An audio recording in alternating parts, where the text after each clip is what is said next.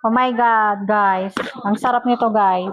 Try nyo na yung buko na ginawa ko na ano, mamaya i-post ko to. Ang sarap, guys. Ang sarap. Try nyo na.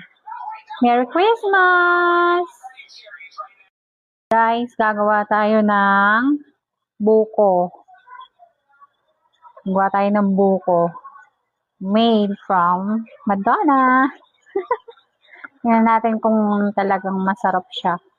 Nakita ko lang sa Facebook, so shout out sa gumawa nito. Nakalimutan ko yung pangalan.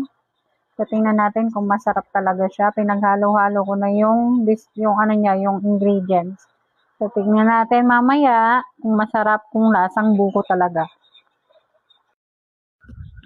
Ito guys, hintayin lang natin siyang kumulo. Pag kulong-kulo na yan, pwede nang hanguin at iset aside. Palamigin bago mo siya kayurin. Yan guys. Thank you for watching.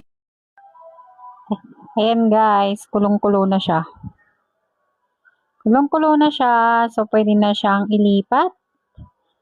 At mamaya i-rest na natin. Mamaya siya kakayurin. Okay guys.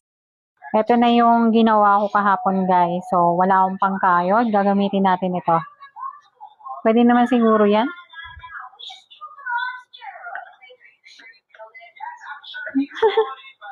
Ang hirap nang walang tagahawak ng camera, no? Tingnan natin. Yan, tingnan natin. Dahil walang pangkayod.